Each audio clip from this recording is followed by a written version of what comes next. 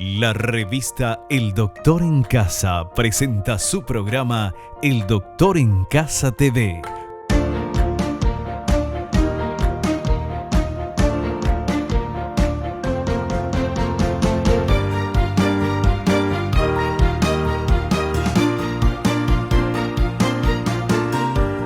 Con el patrocinio de Punto Pharma, tu salud y belleza. McDonald's, me encanta. Con el auspicio de AAS 125, con un comprimido al día, prevenís el infarto.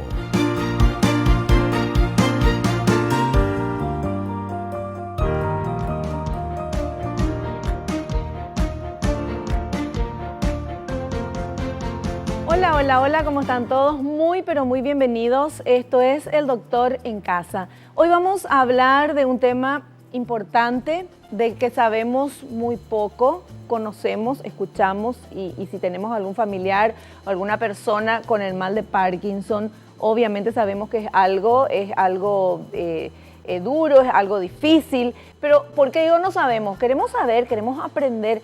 ¿Por qué aparece el mal de Parkinson? ¿Cómo se desarrolla? ¿Cuáles son los primeros síntomas o algunos detalles que podemos darnos cuenta de que algo no está tan bien y que puede ser el mal de Parkinson, por ejemplo?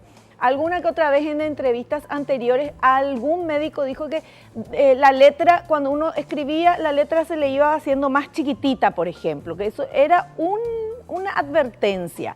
O sea, cosas así que es interesante aprender y obviamente invitamos a un experto en esto. Él es el profesor Dr. Víctor Fernando Amuy Díaz de Bedoya, es neurólogo, past president de la Sociedad Paraguaya de Neurología, que nos va a hablar de la enfermedad de Parkinson. Y fíjense los datos que tenemos, esta info que nos parece importante. La enfermedad de Parkinson es una enfermedad frecuente que suele iniciarse entre los 40 y los 70 años de edad. No obstante, también puede aparecer antes de los 40. En la enfermedad de Parkinson disminuye en más del 80% la sustancia llamada dopamina. La causa de la degeneración de las neuronas es desconocida. O sea, ya la causa no le puedo preguntar porque es desconocida, pero vamos a ver qué podemos hacer. ¿Hay una manera de prevenir? ¿Hay algo? ¿Qué estilo de vida tenemos que llevar? Y sobre todo, ¿qué análisis, qué pruebas? ¿Y cuándo tenemos que ir a un neurólogo para ver cómo está esto, verdad? Porque generalmente nos pasa a todos. Solamente cuando nos sentimos mal nos vamos al médico. Entonces, ¿hay algún tipo de chequeo? ¿Hay algo? Bueno, todo eso vamos a consultar con nuestro invitado y a la vuelta ya estamos hablando de enfermedad de Parkinson.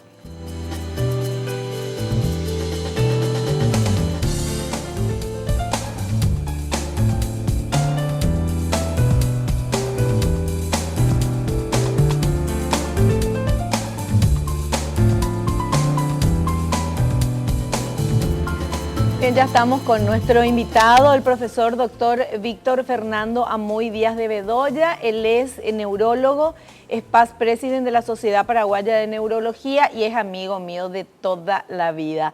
Entonces le voy a tutear, no voy a poder decirle a usted. ¿Qué tal, Víctor? ¿Cómo estás? Bienvenido al programa. Bien, Vivi, un placer estar contigo y gracias por invitarme. Bueno, un placer de verdad tenerte aquí porque hay muchas cosas que queremos aprender sobre el tema del mal de Parkinson, de la enfermedad de Parkinson. Y en la información que leí al inicio dice que se desconoce por qué causa la degeneración de las neuronas, pero que tiene que ver el tema de Parkinson con la disminución de una sustancia que se llama dopamina. ¿Eso está correcto? Sí, esa es la consecuencia de la enfermedad. La causa de la enfermedad varía. El Parkinson temprano, early Parkinson, que anteriormente se llamaba Parkinson juvenil, porque aparecía entre los 30 y los 45 años, sí, se sabe que tiene una alta carga genética. O sea, esa presentación de Parkinson se observa en individuos que tienen antecedentes genéticos de Parkinson, o sea, padres portadores, tíos, abuelos, etcétera, etcétera. que casualmente es una variedad de Parkinson mucho más agresiva y más rápidamente progresiva y más refractaria, o sea, responden con menor eficiencia al tratamiento. Está el Parkinson convencional, que es el que aparece a partir de los 50 años hasta los 60 o 70 años, que es de origen degenerativo. Hay una carga genética, pero no está demostrado en forma directa como sí ocurre en los casos juveniles.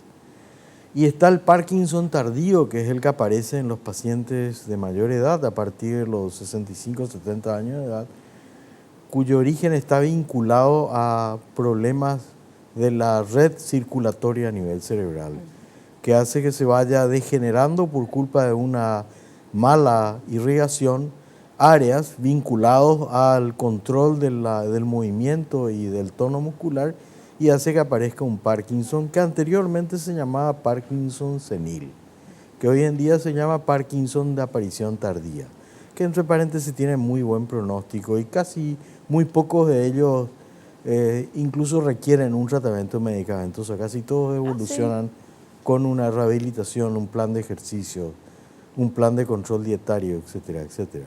El tema de la deshidratación que puede sufrir una persona de la tercera edad tiene que ver con, puede afectar al cerebro y producir, por ejemplo, esto. En particular, producir la enfermedad de Parkinson no, pero un anciano que sufre un proceso de deshidratación puede tener muchos problemas de índole motor y de su sensorio, su nivel de conciencia, básicamente por la pérdida de sales.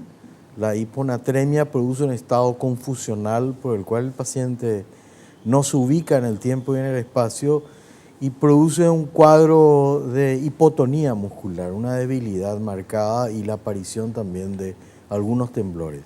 Pero no es un factor desencadenante de la enfermedad de Parkinson. Ya, pero no hay un factor desencadenante de la enfermedad de Parkinson, ¿verdad? O sea, no hay algo que uno diga, bueno, esto no voy a hacer porque si hago, voy a tener Parkinson. Evidentemente, si el individuo tiene antecedentes genéticos de la enfermedad y uno tiene oportunidad de hablar con él, uno siempre preconiza calidad de vida, porque evidentemente la calidad de vida es como un manto de protección para evitar una serie de enfermedades, no solo neurológicas, sino también cardiovasculares. El problema que tenemos en el siglo XXI asociado a la modernidad es cómo le indicas la gestión de calidad de vida en una época donde el estrés es un denominador común, cotidiano, continuo, igual que las dificultades y los problemas vinculados a una sociedad cada vez más competitiva y descarnada. Sí. Pero básicamente calidad de vida es lo que ayuda muchísimo a evitar ese tipo de enfermedades, sin lugar a dudas. Bueno, vos sos neurólogo. ¿Cuándo sería, o sea, yo nunca me fui a un neurólogo, por ejemplo, ¿verdad? Entonces pregunto, ¿uno debe ir al neurólogo a hacerse un chequeo a qué edad, aunque no tengas nada, aunque aparentemente no tengas ningún tipo de problemas? ¿Hay alguna edad o es bueno hacerse una vez al año o cómo viene la mano? Bueno, hay dos respuestas para eso. La primera es que tienen que irse siempre al neurólogo. Claro, por lo menos una... Sí. Y la segunda es que el neurólogo es un consultor de alta especialidad. Entonces, realmente uno no puede ir a hacerse un chequeo con un neurólogo porque no existen elementos ni en las evaluaciones ni en los estudios que uno pueda pedir que puedan indicarle al neurólogo, mire, usted va a hacer tal enfermedad neurológica más adelante. Generalmente esa es función del clínico, del médico generalista, que es el que va chequeando factores de riesgo y en relación a eso, cuando percibe que hay algún signo o síntoma que puede estar vinculado a una patología neurológica, derivarle al especialista que es el neurólogo. Ahora, hay un 25% de patologías en la sociedad paraguaya que son patologías neurológicas, que deben ser tratadas por el neurólogo, que por la atomización de la especialidad en nuestro país maneja en gran medida al clínico, que no debería hacerlo, y en un menor porcentaje el psiquiatra, ¿verdad? Porque de alguna forma están concatenados síntomas generales y síntomas conductuales, pero que son enfermedades neurológicas primarias. ¿Y cuáles serían esas enfermedades? Por ejemplo, los trastornos del comportamiento vinculados a enfermedades primarias del cerebro. No hay que olvidarse de que las demencias no afectan solamente a la gente de edad, afectan a gente joven. Hay presentaciones como el síndrome frontotemporal, que es una demencia temprana, que aparece en individuos a corta edad, 40, 45 años. El deterioro cognoscitivo leve, que también aparece en individuos jóvenes de menos de 40 años de edad, que son enfermedades que tienen indicadores generales, indicadores conductuales. Mismo el Parkinson en un 60% de las veces no debuta con síntomas motores, debuta con síntomas depresivos. O sea, el paciente portador de la enfermedad de Parkinson durante 1 o 2 años antes cursa con una enfermedad depresiva sin sentido alguno, o sea, nadie encuentra una razón objetivable que pueda decir por eso está deprimido. Claro. Y es tratado por el sin una respuesta terapéutica con antidepresivos, porque prueba con el clínico, con el psiquiatra, quienes le suministran antidepresivos, pero su cuadro depresivo no mejora. Y mejora recién con las drogas antiparkinsonianas, o sea, su depresión sintomática decrece y mejora sintomáticamente con medicamentos antidepresivos. También hay un porcentaje respetable de pacientes parkinsonianos que debutan con insomnio, un insomnio pertinaz, que tiene una solución parcial con remedios inductores del sueño, hipnóticos. O sea, no siempre debuta el paciente parkinsoniano con síntomas motores, que es lo clásico. Cuando tiene síntomas motores, el diagnóstico es muy fácil, es elocuente. El problema es hacer un diagnóstico precoz antes de que aparezcan los síntomas motores. Y según lo que nos estás diciendo, la depresión podría ser un síntoma de Parkinson, ¿verdad? De la enfermedad. Podría ser. Insomnio también acá están ser. asustándose todos los insomnios que están viendo el programa.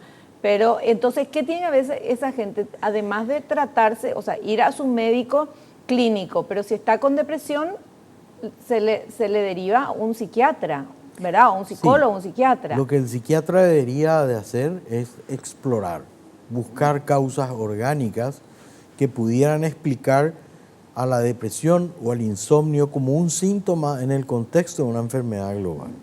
Si así lo fuera, el psiquiatra debe derivar al paciente para ser sometido a estudios más dirigidos, especializados. Claro.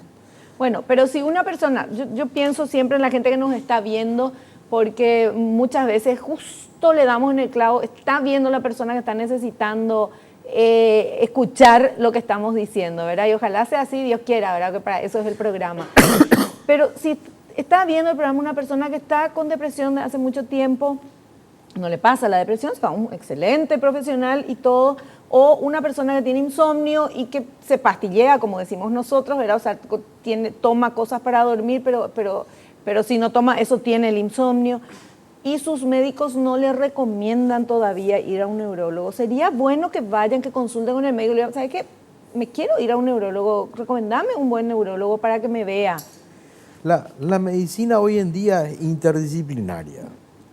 Es común en la medicina moderna o contemporánea que se hagan interconsultas o se escuchen segundas y terceras opiniones. Claro.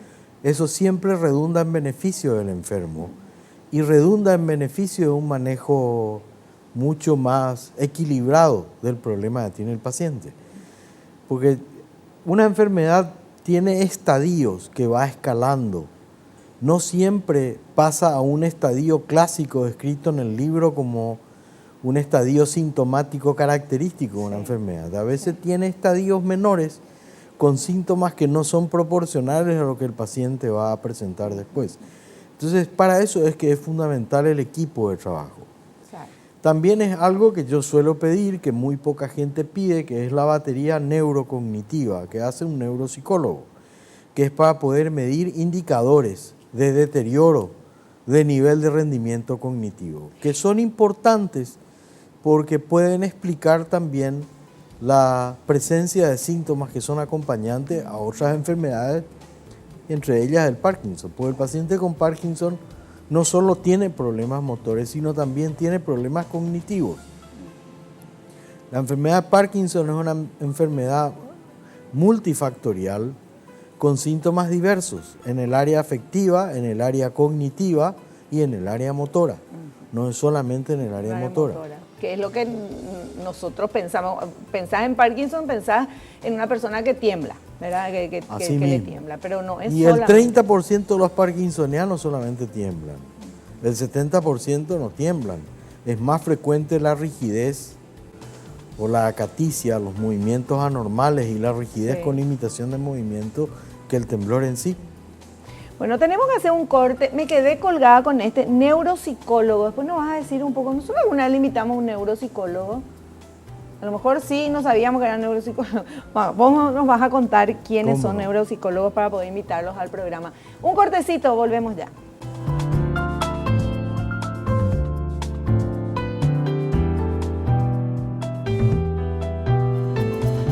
Continuamos charlando con nuestro invitado, el profesor Dr. Víctor Fernando Amuy Díaz de Bedoya, hablándonos de la enfermedad de Parkinson. Y queremos mostrar ahora el primer material que tenemos, por favor, señor director. Y luego nuestro invitado nos va a decir si está bien, si está mal, puede agregar algo. Porque nosotros, ¿qué hacemos? Igual que ustedes, buscamos en internet la información. Muchas veces es la correcta, otras veces no es tan correcta. Por eso está el profesional acá con nosotros para despejar todas las dudas. Vamos, por favor. Aparición de la enfermedad de Parkinson. En el cerebro existe un grupo de células nerviosas encargadas de producir dopamina, un neurotransmisor esencial para el control de los movimientos y la transmisión del impulso nervioso. Estas neuronas se agrupan en una estructura denominada sustancia negra que se sitúa en los ganglios basales. Las neuronas de la sustancia negra de los sujetos con enfermedad de Parkinson mueren antes de tiempo sin ser sustituidas. Cuando desaparece el 50 o 60% de estas células, comienzan a hacerse evidentes los primeros síntomas. A medida que progresa la degeneración de esta zona cerebral, se agravan los síntomas.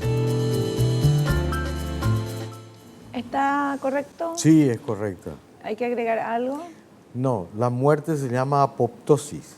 Apoptosis. Apoptosis. La muerte de neuronas. Y consiste en que la neurona se suicida. ¿Cómo es eso? Y se muere. Llega un momento en el cual decide morirse y se deja morir. Ay, qué horror. ¿Y qué hay que hacer para que no se quieran suicidar las neuronas? Ojalá que eso se sepa, entonces se va a poder evitar. Pero ese fenómeno ocurre en enfermedades degenerativas. En la demencia, en la enfermedad de Parkinson. Ocurre ese fenómeno que se llama muerte celular por suicidio, se llama apoptosis. Apoptosis.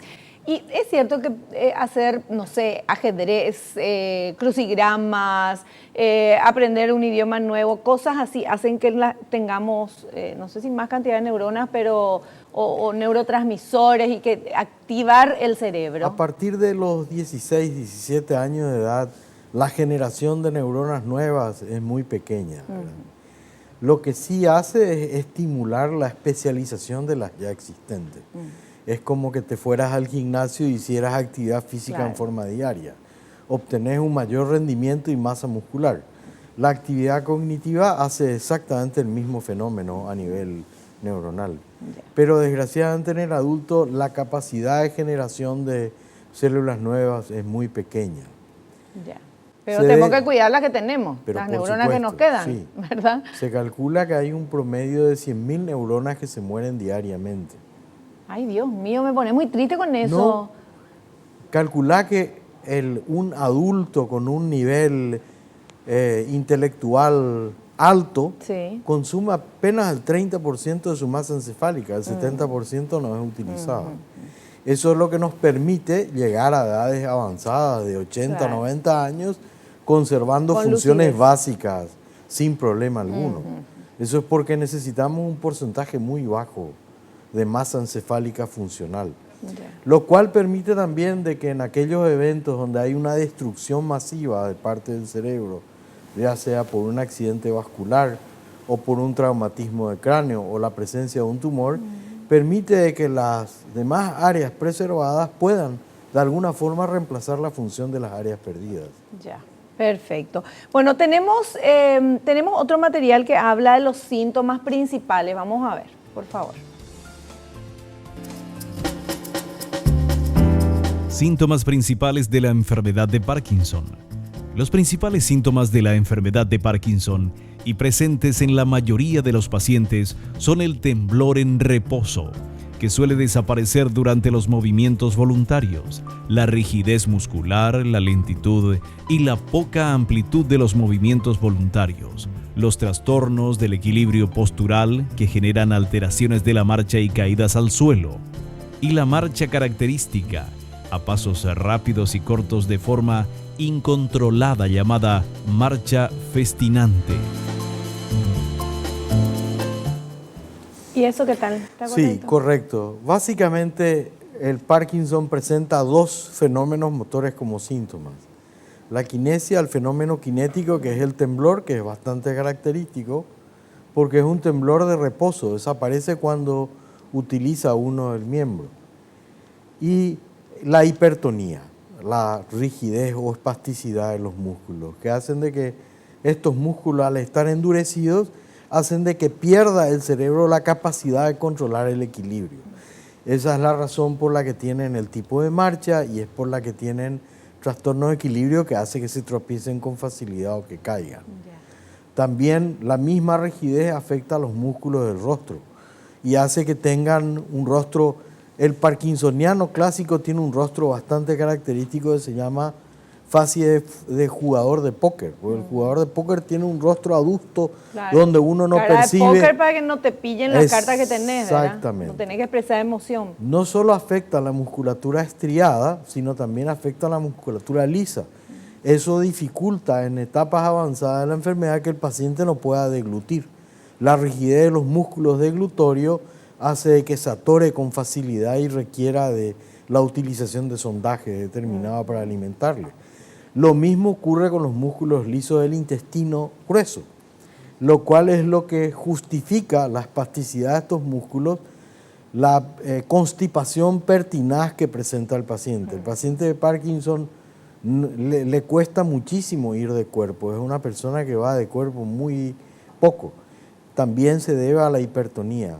También le afecta a la musculatura lisa de la vejiga, lo cual hace de que tenga retención para orinar, o sea, orina cuando la vejiga está totalmente llena, que se llama orinar por rebosamiento, sí, pero está siempre guardando un gran volumen de orina en su vejiga por esa espasticidad de los músculos del esfínter, lo cual hace que también haga infección urinaria de repetición.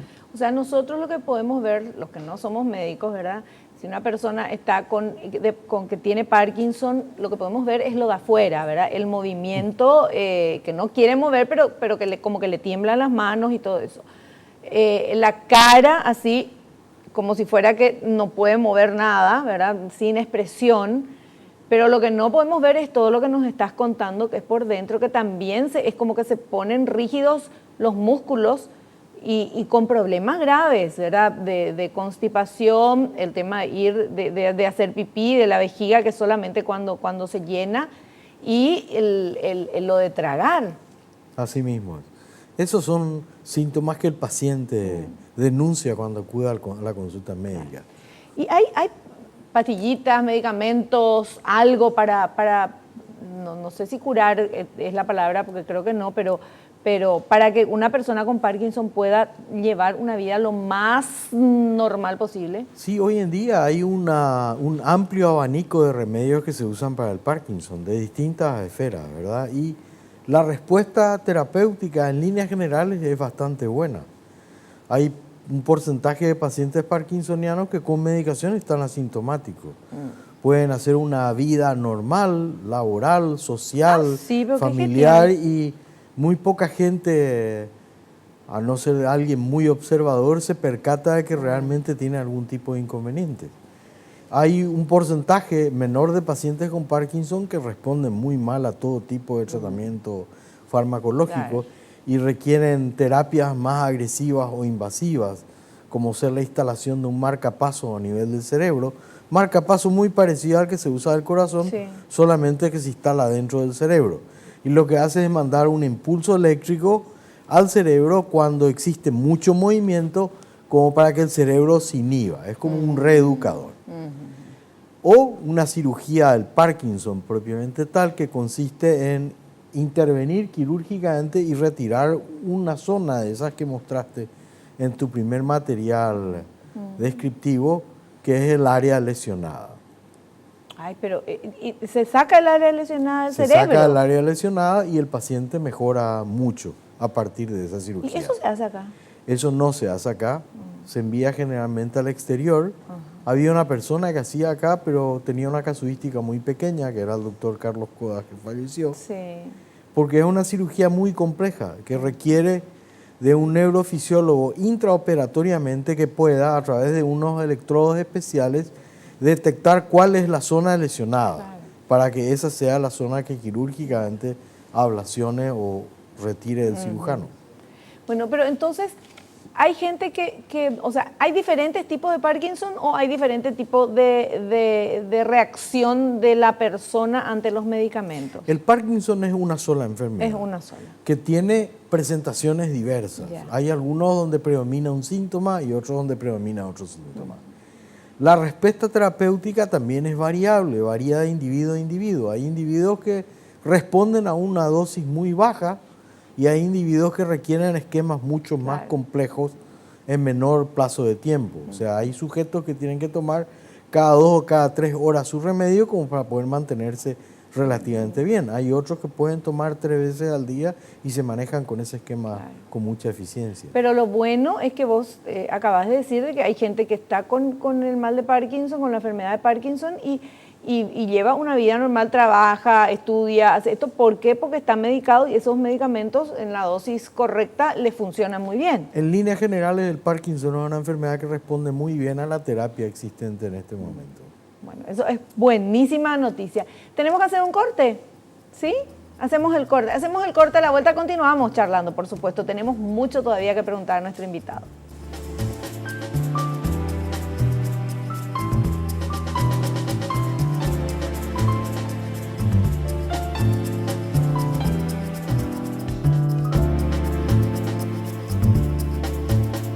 Muy bien, si ustedes supieran el corte y de Cupido y todo el doctor está haciendo conmigo.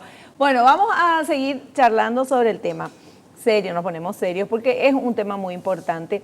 Estamos hablando de la enfermedad de Parkinson y lo bueno de todo que descubrí en esta charla es que hay mucha gente que tiene Parkinson y que está, o sea, que ni nos vamos a dar cuenta porque acudió al médico, hicieron los análisis, los estudios necesarios y está con la medicación correspondiente y trabajando, estudiando y bien, ¿verdad? Eso es fantástico. Para mí eso vale oro tener esta información. Ahora, la pregunta es la siguiente. Mucha gente, yo me pongo al lado de nuestros televidentes, evidentemente, porque como no soy médica, tengo mucha curiosidad. ¿Qué hacer si uno de repente dice, bueno, no sé, tengo insomnio, estoy con depresión, o no sé, si hay otro tipo de cosas que te pueden llevar, o de repente te tiembla la mano y uno ya se asusta y piensa, ¿será que tengo eso?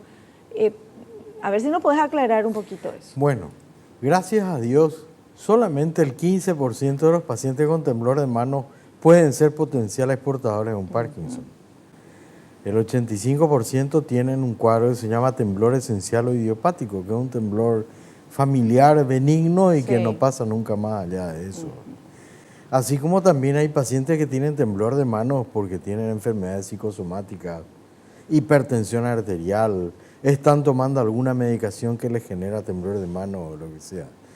No necesariamente la aparición de uno de esos síntomas representa que uno sea portador de una enfermedad de Parkinson, de ninguna manera.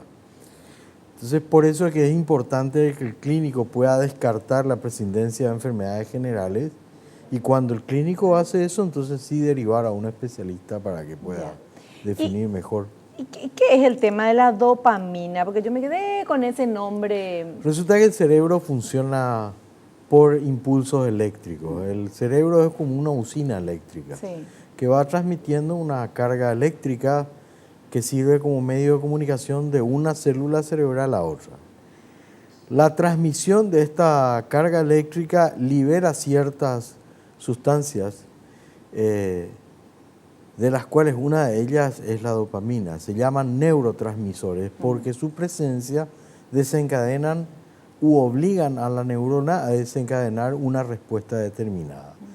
La dopamina es una sustancia, es un neurotransmisor que se caracteriza por estimular el intercambio a nivel de la membrana neuronal. Y al producirse ese intercambio hace que el músculo pueda regular o controlar su estado de contracción. Esa sería una forma sencilla de poder. Pero, al no haber dopamina, hay una liberación excesiva de serotonina, lo cual hace de que el músculo se quede muy duro. Y no podemos ir y comprar dopamina y tomar, por ejemplo, no es esa la solución. No hay dopamina en sí, lo que hay son algunas drogas que estimulan la producción de dopamina o algunas drogas que en el cuerpo se liberan y dan dopamina final, pero dopamina en sí no hay. Perfecto. Por otro lado, tampoco no podrías ir a tomar dopamina porque si no vas a entrar a hacer un cuadro depresivo. Porque la dopamina excesiva produce un cuadro depresivo, una disminución del estado del humor. Bueno, viste cómo estamos aprendiendo mucho acá con nuestro invitado. Yo en realidad vine para lo inverso, doctora. Porque me dice que yo sé mucho. Yo lo que sé es preguntar. Soy muy curiosa. Bueno, tenemos otro material. Vamos, por favor.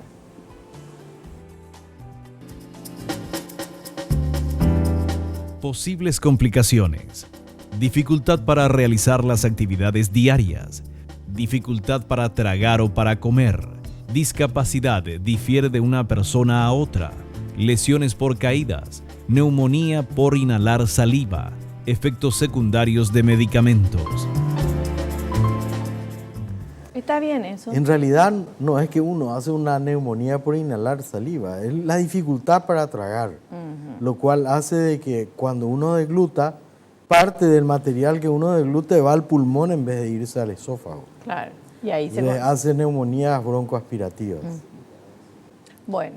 Y el resto es lo que estuvimos comentando, ¿verdad? La hipertonía o espasticidad que produce muchos fenómenos que alteran la marcha o la deambulación. Perfecto. Bueno, y tenemos un montón de materiales, ahora me estoy dando cuenta. Vamos por favor con el siguiente material que nuestro invitado nos va a decir si está bien o no.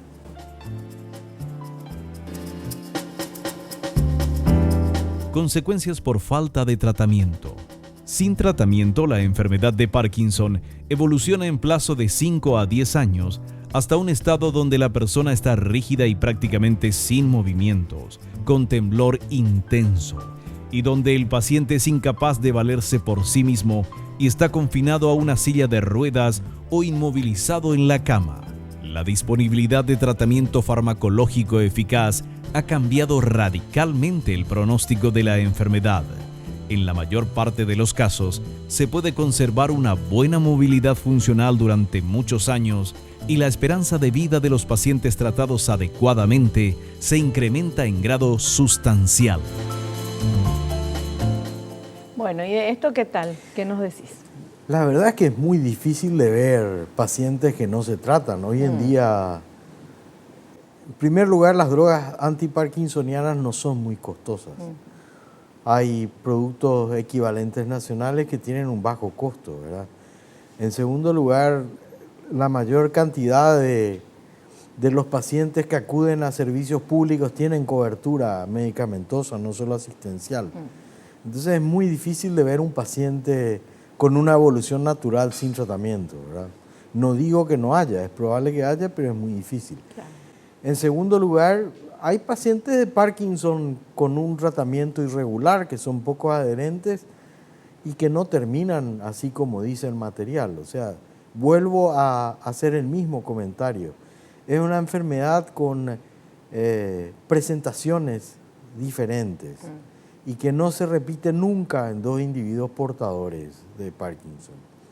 Y la evolución también es diferente. Hay pacientes tratados que hacen lo que se llama el síndrome del hombre rígido, en el cual uno le puede alzar del codo y le puede movilizar porque está tan espástico que su cuerpo es como un bloque. ¿verdad? Que son pacientes que responden muy mal, son malos respondedores a la terapia.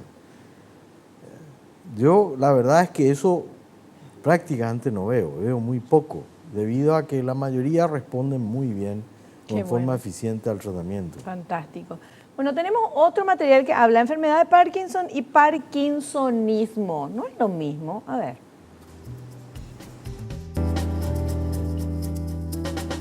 Enfermedad de Parkinson y parkinsonismo. Parkinson no es lo mismo que parkinsonismo. A pesar de su estrecha vinculación, muchos hilos los separan. El término parkinsonismo se refiere a cualquier afección que implique los tipos de cambios de movimientos observados en el mal de Parkinson. Estos problemas incluyen temblores, movimiento lento, rigidez de los brazos y piernas. Los síntomas son causados por ciertos medicamentos, un trastorno diferente del sistema nervioso u otra enfermedad. Está correcto eso. El parkinsonismo es la enfermedad de Parkinson sin que sea enfermedad. El Parkinson es una enfermedad crónica, progresiva, evolutiva e incurable. Una vez que se hace el diagnóstico, el paciente nunca se libera de ella. Sí. Hay pacientes que tienen síntomas parecidos al de una enfermedad de Parkinson, pero que son secundarias a algún otro problema. Hay otras enfermedades generales o clínicas que producen síntomas parkinsonianos que no son enfermedad de Parkinson. Así como hay medicamentos, en particular los medicamentos de uso psiquiátrico, que producen síntomas de tipo Parkinson, pero que no son enfermedad de Parkinson. Que cuando uno resuelve la causa que las origina, desaparecen los síntomas parkinsonianos. A ello es que se llama parkinsonismo. Bueno, y justo era lo que te iba a preguntar, ¿y cómo se trata el parkinsonismo si no es la enfermedad de Parkinson? Y hay que suprimir el factor que la desencadena. Si es medicamentoso, hay que cambiar la medicación, no suspender la medicación. Y eso es fácil de diferenciar para ustedes, los especialistas, Sí. los médicos, qué es parkinsonismo y qué es la enfermedad de Parkinson. El conocimiento farmacológico te permite a vos saber el riesgo de efectos colaterales de los medicamentos que vos prescribís. Entonces, si yo estoy prescribiendo clonidina, por ejemplo, que es un remedio para la hipertensión arterial, o metoproclamida, que es el famoso Placil para las náuseas, Sí. y mi paciente unos días después empieza a hacer temblor, rigidez, torpeza motora, entonces farmacológicamente yo sé que esos dos medicamentos pueden producirme ese cuadro. Entonces lo que hago es suprimir. Si al suprimir desaparece, está hecho el diagnóstico. Y nosotros que somos los reyes de la automedicación, por ejemplo, ahora que mencionaste un medicamento que se consume normalmente, que fue el último, también puede dar eso y no sabemos porque ningún médico nos recetó ni nada. Por supuesto, por eso que la automedicación no es un hecho recomendable en ninguna sociedad ni comunidad. Claro. Justamente por el desconocimiento de los probables efectos colaterales de los medicamentos. Claro, porque ese medicamento que dijiste es un medicamento que uno cree que es inocuo. Obviamente sabemos que no hay nada que sea inocuo más que el agua, pero no se sabía. Hasta por ahí. Y depende de dónde venga. Así mismo. Claro, pero es importante ir aprendiendo esto. Bueno, tenemos preguntas de la gente, ¿verdad? Sí, la gente en las redes sociales quiere saber y vamos a ver esta pregunta. ¿Quién nos escribe? Pedro de Atirá dice, ¿puedo continuar ejerciendo mi profesión si tengo la enfermedad de Parkinson? El objetivo principal del tratamiento es que el individuo pueda mantener un estándar de vida normal. Ese es el PC del tratamiento. Uno le trata al paciente para que él pueda continuar con su vida normal. Claro. Ese es el sentido real del tratamiento. O sea que puede si es Sí, tratado. Es lo recomendable. Obvio. Bueno. Y otra consulta, vamos a ver, por favor. Marina de Asunción dice, mi abuelo tiene la enfermedad de Parkinson. A veces cuando camina se queda inmóvil. ¿Qué es correcto hacer en ese caso? Lo que pasa es que la hipertonía hace que de repente se bloquee. Se llama bloqueo de marcha. Lo que tiene que hacer es pararle al abuelo, hacer que éste se relaje y después va a poder continuar caminando. O sea, ¿y cómo haces? Se queda quietito, está caminando, se queda quieto, te quedas nomás al lado, Claro, ¿qué le pasa? le Eso le sostenés pasa un atrás, rato. claro. Se pasa solo, o sea, no Haces hay que que... se relaje, le pedís que se relaja, se desbloquea su marcha y puede continuar caminando. Ah, claro, porque eso queda, es muy frecuente. se queda inmóvil, pero escucha, ve La espasticidad, todo. Sí. la hipertonía va haciendo que cada vez puedas mover menos los pies. Llega un momento en el cual te bloquea el movimiento y no podés hacer porque está muy endurecido. Entonces lo que tenés que hacer es parar, bloquear tu marcha, relajarte, se van a aflojar tus músculos y vas a poder seguir caminando. Bueno, entonces ya sabes, Marina, lo que tenés que hacer. No le vayas a mover al abuelo ni nada, sino que estar ahí con él y que se sienta contenido, obviamente, que es lo que necesitamos todos, ¿verdad? Bueno, ¿cuánto tiempo tengo? 2 minutos para el corte. Bueno, entonces, ¿alguna recomendación que quieras dar que yo no te haya preguntado en esto, el tema de Parkinson? Que la gente no tenga miedo. Hoy en día es una enfermedad con muy buen pronóstico, hay muchos esquemas medicamentosos, hay buenos especialistas dentro del espectro de neurólogos paraguayos que pueden manejar la enfermedad. Es una enfermedad de fácil acceso, de bajo costo, bajo el punto de vista terapéutico. No tiene que tener miedo, la gente tiene que consultar, porque el objetivo en sí de la asistencia es poder brindarle calidad de vida que le permita seguir haciendo su rutina habitual de vida. Claro. Bueno, y la verdad es que yo pensaba que era muy diferente a lo que nos estás diciendo. De que, bueno, que la persona con Parkinson ya no iba a poder trabajar, que iba a ser, porque es incurable, es de por vida, ¿verdad? Así mismo. Y cuando hay gente que llega muy tarde a la consulta, ¿cómo saber? Esa es la parte, ¿verdad? Si llega muy tarde, evidentemente ya está más desarrollado y hay más problemas, ¿o no? La gente que llega tarde es generalmente gente que vive en comunidades del interior muy profundas y de difícil acceso a centros asistenciales.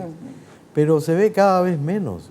La difusión de la medicina en América Latina y en el Paraguay en particular tiene un alto nivel de penetración, hay cabeceras sanitarias y el médico generalista tiene formación e información sobre la enfermedad, suficiente como para iniciar un tratamiento y orientar hacia neurólogos. Y hoy en día hay una población de especialistas neurólogos jóvenes que están en comunidades del interior que pueden brindar una asistencia rápida. Claro. Bueno, entonces no hay que dudar y acudir al médico siempre. Vamos a hacer un pequeño corte. A la vuelta, parte final del programa.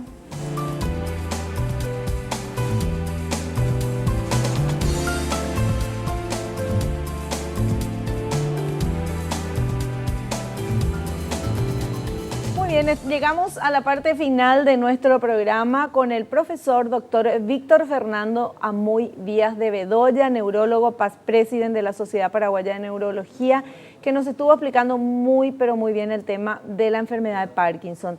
Tenemos 2 minutitos nada más en este momento de despedida, pero me gustaría primero agradecerte la presencia, muchas gracias, de verdad. Un placer ver a mi amigo acá después de tanto tiempo y un excelente profesional.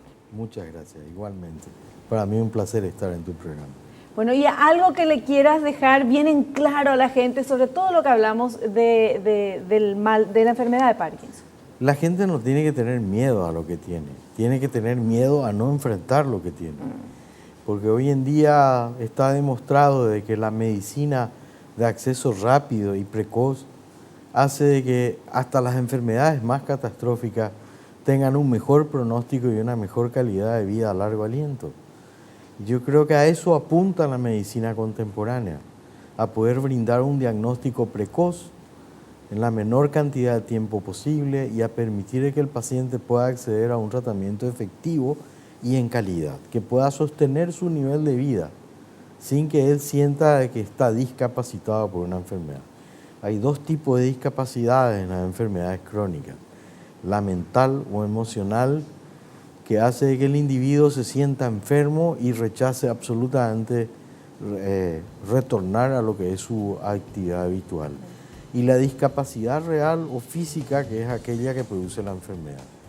Yo te puedo garantizar de que la mayoría de los pacientes tienen más la primera discapacidad que la segunda. El hecho de serles comunicados que son portadores de una enfermedad crónica que les va a acompañar toda su vida marca un derrotero totalmente negativo, cuando en realidad a lo mejor el curso de la enfermedad de ninguna manera tiene algo en común con lo que ellos piensan. O sea que no hay que tener miedo, hay que consultar. No. Y la solución está, gracias a Dios. Informarse, es fundamental. La información del individuo, del enfermo y de su entorno hoy en día es vital. Con respecto a la búsqueda de páginas en internet, unos segundos. Casi todas las enfermedades neurológicas tienen la asociación de pacientes. En los pacientes de Parkinson hay una asociación de pacientes parkinsonianas paraguaya, pero no tiene web. Pero hay una asociación de pacientes de Parkinson argentina y una española que está en español, cuyas páginas son fantásticas, dan toda la información con un rigor científico estricto e incluso le orientan al paciente sobre metodología de vida, dieta, etcétera, etcétera. Claro, fantástico, porque yo le comentaba justamente que como hacemos todos, buscamos en internet y hay que saber dónde buscar. Muchísimas gracias. Un placer. Gracias y te esperamos en un próximo programa. Cuando gusten, encantado. Nos despedimos hasta el próximo programa. Espero que te haya gustado, que hayas aprendido como lo hicimos todos aquí. No te olvides lo que te digo siempre. Naciste para ser feliz, no te conformes con menos. Chao, que pases bien. La revista El Doctor en Casa presentó su programa El Doctor en Casa TV con el patrocinio de Punto Pharma, tu salud y belleza. McDonald's, me encanta. Con el auspicio de AAS 125, con un comprimido al día, prevenís el infarto.